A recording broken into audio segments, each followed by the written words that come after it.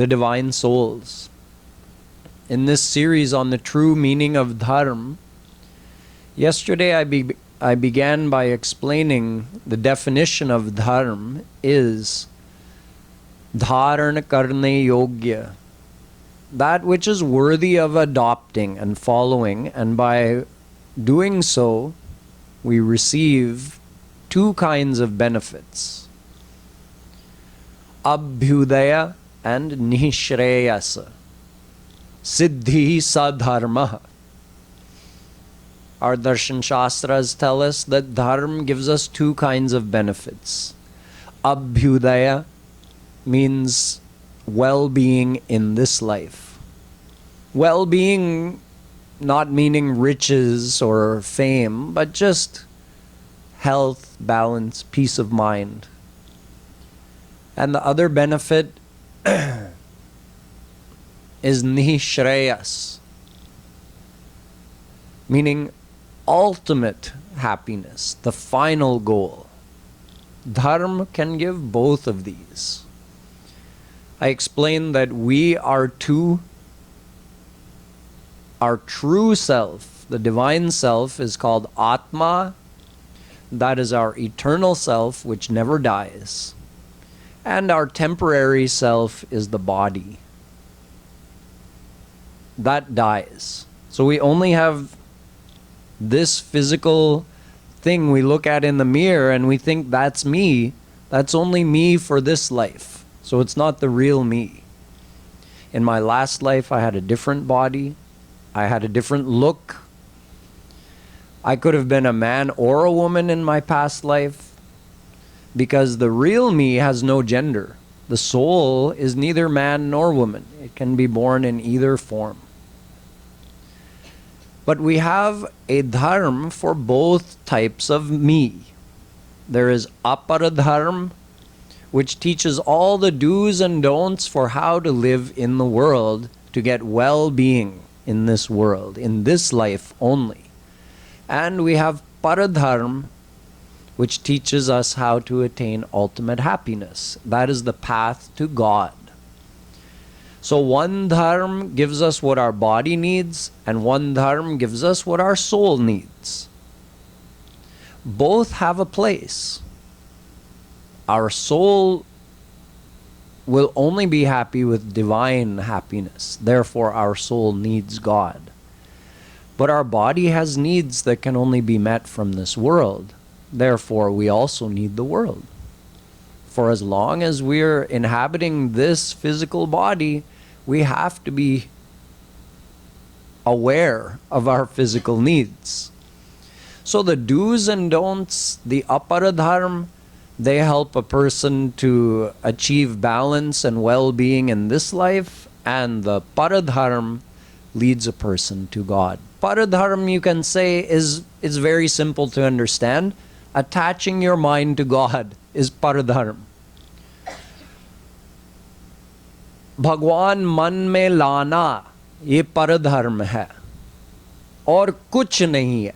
एक ही चीज परधर्म है, और अपरधर्म बाकी सब वेद के विधि निषेध, ये करो, ये करो, ये करो, ये ना करो, ये ना करो, ये ना करो, ये सब केवल इस शरीर और इस संसार को चलाने के लिए अपर धर्म है, लेकिन उससे किसी को सुख नहीं मिलने वाला है.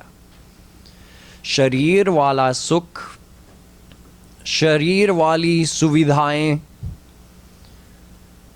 वो सब टेम्परेरी हैं, क्षणिक हैं, और आत्मा के लिए नहीं है. आत्मा के लिए केवल भगवान है. तो आत्मा का धारण करने योग्य भगवान है, और शरीर का धारण करने योग्य संसार है. सीधा सा गणित है. ये संसार माया का बना है और शरीर भी माया का है, इसलिए शरीर को संसार की ज़रूरत है. और आत्मा दिव्य है, भगवान का अंश है और भगवान भी दिव्य हैं, हमारे अंशी हैं, इसलिए आत्मा के लिए ज़रूरत भगवान है. So since we have two kinds of needs, we have two kinds of dharm, the paradharm that takes us to God and the aparadharm that helps us live harmoniously in the world, both of these together are called Sanatan Dharm. Or you can say Sanatan Vedic Dharm. There are 11 main forms of dharm in the world nowadays. Out of those, you can classify them as astic or Gnostic, depending whether they accept Vedas as the source of knowledge or they don't. And you can classify them as Ishwarvadi or Anishwarvadi, depending whether they explain about God or not. But all of them, you can look in the teachings of any kind of dharma and you can say, okay, is this a teaching that would be classified as aparadharma? Is it a do or don't for how to live in the world, to have a harmonious and good life in the world? Or is it related to paradharma? Is this teaching me how to attach my mind to God in order to attain divine bliss? So, no matter which dharma it is, you can find either elements of aparadharma or elements of paradharma in it. But of course, in Hinduism, the complete and total description of both aparadharma and paradharma is there.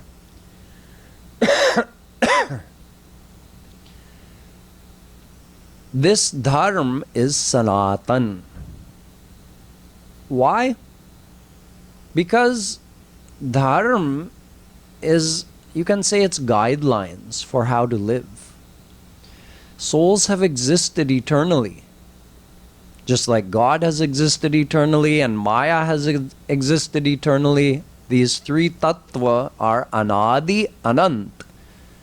जीव का प्रारंभ कभी नहीं हुआ, भगवान का प्रारंभ कभी नहीं हुआ और माया का प्रारंभ कभी नहीं हुआ. तीनों अनादि हैं और तीनों का अंत कभी नहीं होगा, इसलिए अनंत हैं. तीनों तत्व अनादि अनंत हैं, शाश्वत हैं. इसलिए जीव अनादिकाल से सुख ढूंढ रहा है. अनादिकाल से जीवों के पास अनेक प्रश्न हैं, अनेक कंफ्यूजन है, अनेक शंकाएं हैं, डाउट्स. तो उस जीव को, हर जीव को ज्ञान की आवश्यकता है. वो ज्ञान कहाँ से आवे? हम देखो, हमारे पास ये शरीर है, ये जीवन है. इस शरीर से हम कर्म कर सकते हैं, इस मन से हम कर्म कर सकते हैं, इस संसार में हम सब कुछ कर सकते हैं. लेकिन क्या करें और क्या ना करें और हमारा लक्ष्य क्या है, वो सब कौन बताएगा? वो सब धर्म में बताया जाता है कि ये मत करो, ये करो. यही धर्म है. जैसे आप एक गाड़ी खरीद लेते हैं तो भले ही आप 20 साल से गाड़ी चला रहे हैं, फिर भी हर गाड़ी का थोड़ा सा अलग अलग चलाने का तरीका होता है. इसलिए उस हर गाड़ी का ओनर्स मैनुअल होता है, वो पढ़ के चलाओ. नहीं पढ़ोगे तो मालूम नहीं पड़ेगा कि अरे गैस टैंक किधर है, गैस टैंक का लीवर कहाँ है, लाइट्स कैसे जलाऊं, वो सब पता नहीं चलेगा. तो ओनर्स मैनुअल की ज़रूरत है.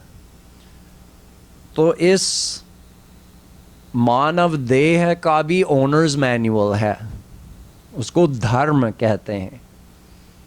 धर्म का मतलब है जो करना चाहिए और जो नहीं करना चाहिए, जो धारण करने योग्य है। तो हम अनादि हैं, इसलिए धर्म भी अनादि होनी चाहिए।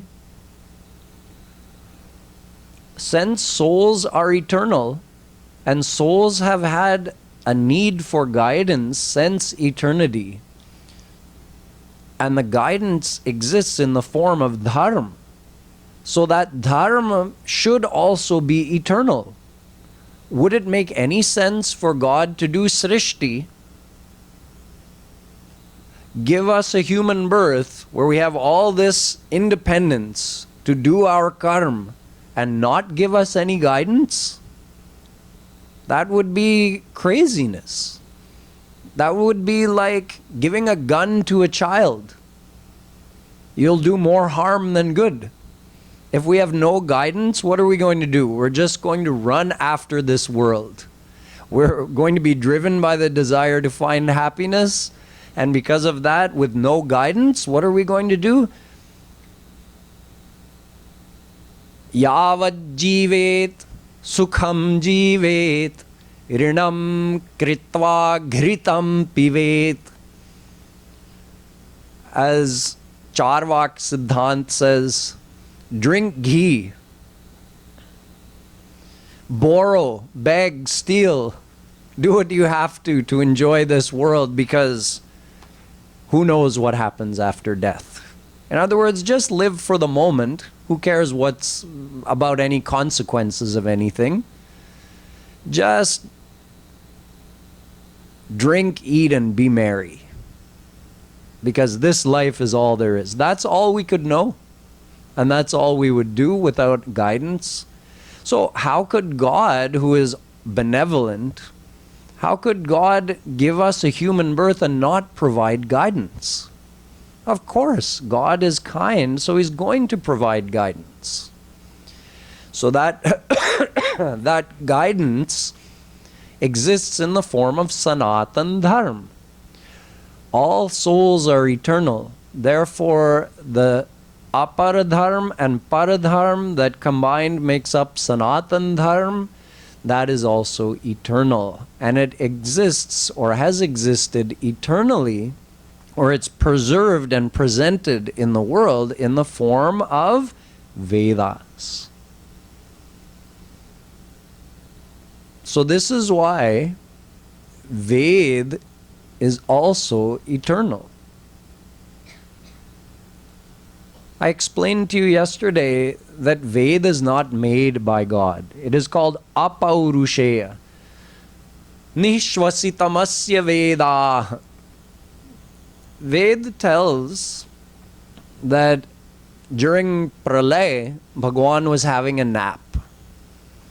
Some people ask, Bhagwan Pralay kyon karte? Srishti bani rahi? Why doesn't this creation just go on forever? Why does God have to do Pralay? Maybe He needs a break from looking after all of us. When does He ever get to have a nap during Srishti?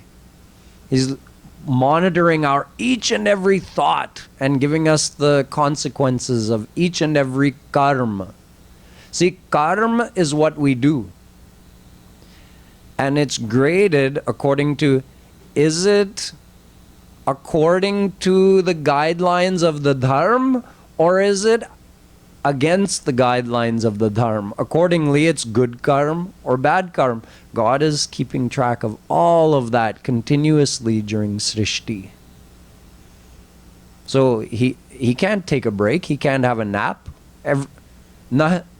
Nahi kaschit charnamapi jatu tishthatya karma krit. Gita. The human mind never takes a break even for a second. And every thought is a karma, and God has to note all of that and give us the consequences.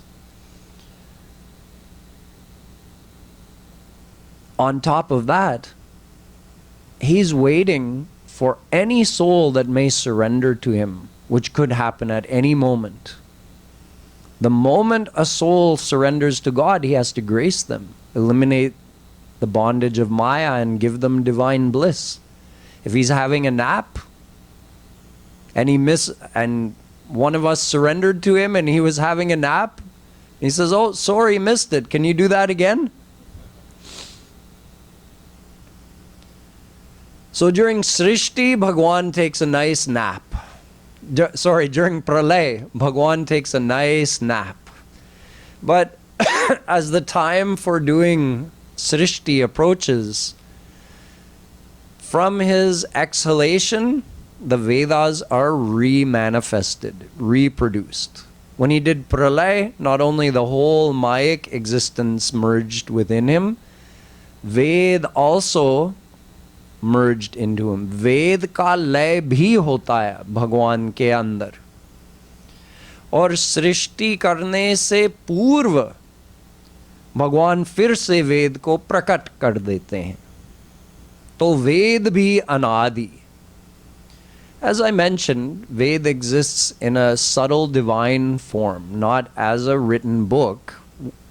We eventually produce it in the form of a written book. Those books can be destroyed, of course. But the divine form of Ved is always there. The Richas of the Vedas always stay in the topmost abode of Swarg, Brahma's abode, during Srishti. And then during Pralay, they go back into God. So Ved is introduced by God in this world, and through that, Dharm is made known in the world. As I mentioned yesterday, Shri Krishna says in the Bhagwatam, Kalena nashta pralaye varniyam veda sangita. My Varni, my teachings, in the form of Ved, disappears from the world. Sometimes it vanishes due to certain circumstances in the world, or sometimes because of pralay. But in either case, Maya dau brahmane prokta dharmo yasyam madatmakah. In either case, I reintroduce Vedas through Brahma. You receive Ved in this world, care of Brahma. I give the knowledge to Brahma, he gives it to the rishis, they make it available in the world. And his final statement was Dharmo yasyam madatmakah. What is in those Vedas? The main point is, how can a soul attach their mind to me? This is Dharm. So, since God is kind, he always makes Vedas available. There are unlimited Brahmans in this universe, each one with an earth planet and millions and billions of souls living over there, and a Swarg and Narak. And in each place, those souls require the same guidance. So Ved and Sanatan Dharm is there on every Brahmand. हर ब्रह्मांड में वेद है, भगवान वेद को प्रकट कर देते हैं हर ब्रह्मांड में. तो हमारा सनातन धर्म इसी पृथ्वी के लिए नहीं, सारे ब्रह्मांडों के सारे पृथ्वी के लिए वेद है. However, it's not only Ved which is available on every Brahmand and since eternity. Even our Puran, listen to this statement. Puranam sarvashastranam prathamam brahmana smritam anantarancha vaktrebhyo anantarancha vaktrebhyo vedastasya vinirgata. Matsya Puran says, before Shri Krishna gives the Vedas into Brahma's mind, he gives Puran. Puranamekame Originally, the Puran is only one. Nowadays, we have 18. But originally, there's one Puran with, guess how many shloks? 1 billion. एक अरब श्लोक का एक पुराण था पहले पहल. कलयुग में वेद व्यास जी उसको 18 पुराणों में विभाग कर देते हैं और उसको संक्षेप रूप में प्रकट कर देते हैं केवल 4 लाख श्लोक में, जबकि पहले पहल वो 1 अरब का है. So the original Puran is only one divine scripture that has 1 billion shloks in it.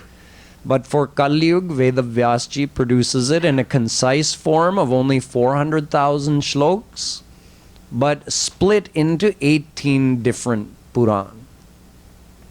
But that Puran is given to Brahma even before Vedas, because Purayati iti Puranam. Without the Puran, the knowledge, the meaning of Ved cannot be understood. So it's only with Krishna's grace and with the help of Puran that Brahma can understand Vedas. In fact, Puran is considered to be the 5th Ved. There's 4 Ved, everybody knows Rig Ved, Sam Ved, Yajur Ved, Atharva Ved, but the 5th Ved is Puran and Itihas, meaning Mahabharata and Ramayana. That's the 5th Ved. So this is all part of the eternal teachings, the eternal guidelines of Sanatan Dharm. Ved, Puran, Mahabharata, that includes Gita. Ramayana is also eternal. 6 Darshan Shastras are also eternal. Purva Mimamsa, Nyay, Vaisheshik, Sankhya, Yoga Darshan, and Brahma Sutra or Uttar Mimamsa. These are all the divine, not just books, divine eternal scriptures. Although Ved is called Vinirgat Granth because that is produced in its original exact form every time. But the other Granth are called Smrit Granth. Puranam Sarvashastranam Prathamam Brahmana Smritam. भगवान ने ब्रह्मा को पुराणों का स्मरण कराया वेद देने से पहले.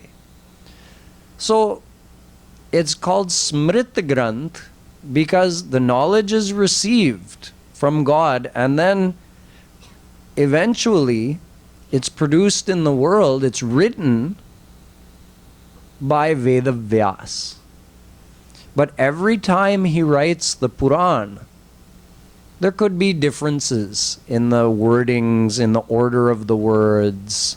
Some details of the Leelas can change.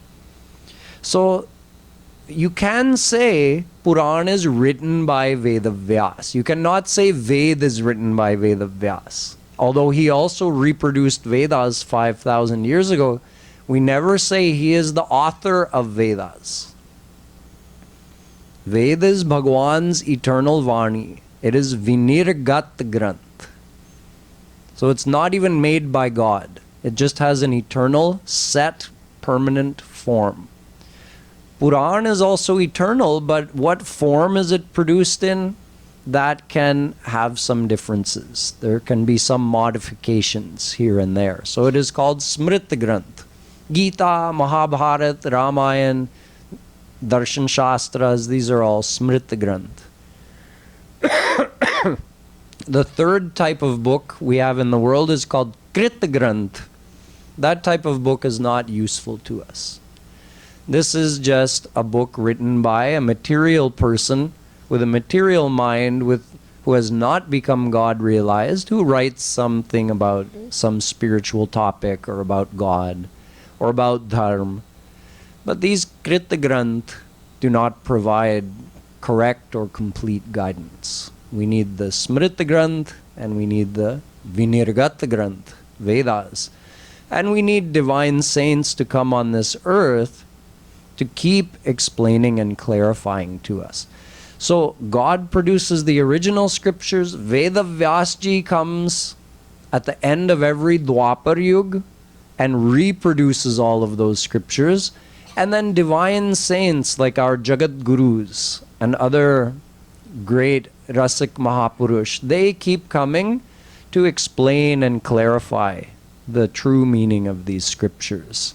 So this whole process is set in place by God to provide and maintain guidance in the world through the scriptures, through the teachings of Sanatan Dharm. This is a whole system that's put and kept in place by Bhagwan Shri Krishna out of his supreme kindness and benevolence. Mukhyam tasya hi karunyam, Shandilya Maharshi.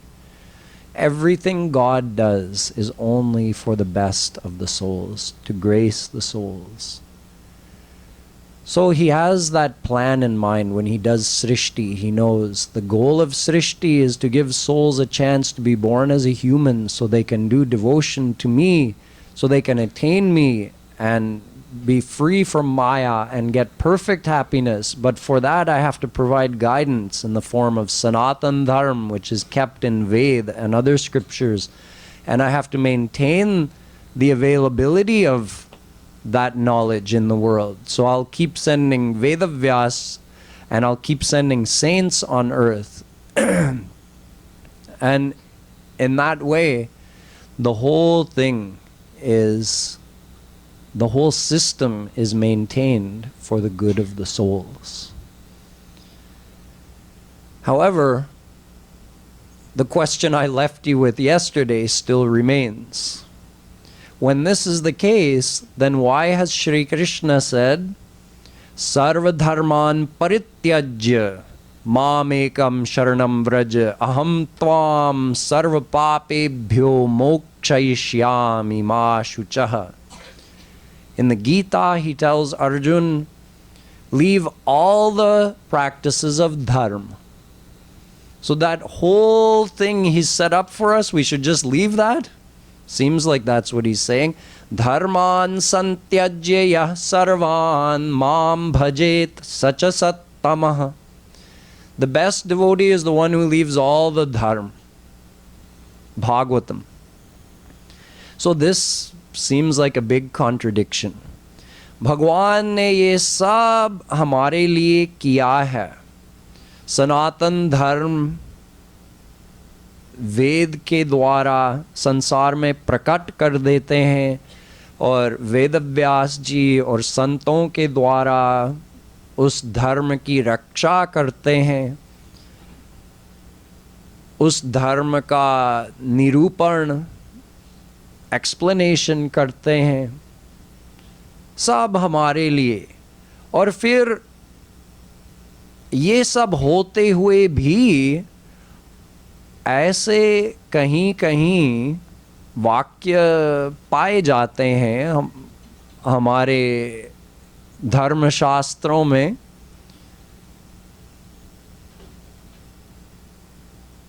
जहाँ बताया जा रहा है कि धर्म को छोड़ो।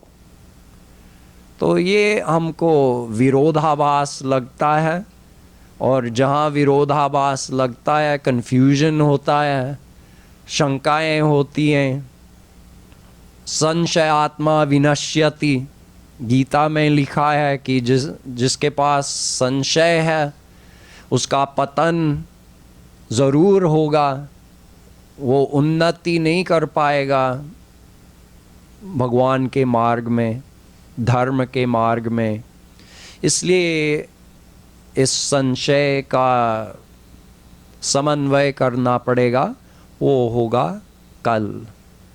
So from tomorrow, we'll start with looking at this question. Now that I've given you a good basis of understanding of what Sanatan Dharma is, what Dharma is, from tomorrow we will look at this question of why at certain places God says to abandon Dharma. And even if we look at the life of Bhagwan Ram, we see that Sita and Lakshman ignored Dharma in order to follow Ram to the forest. The gopis ignored Dharma in order to meet Krishna in the middle of the night and do Maharas. So we even see these great divine personalities setting the example which seems to go against the teachings of Dharma. Why this is so, how to make sense of this, I'll be explaining starting tomorrow. Boliye Vrindavan Bihari Lal Ki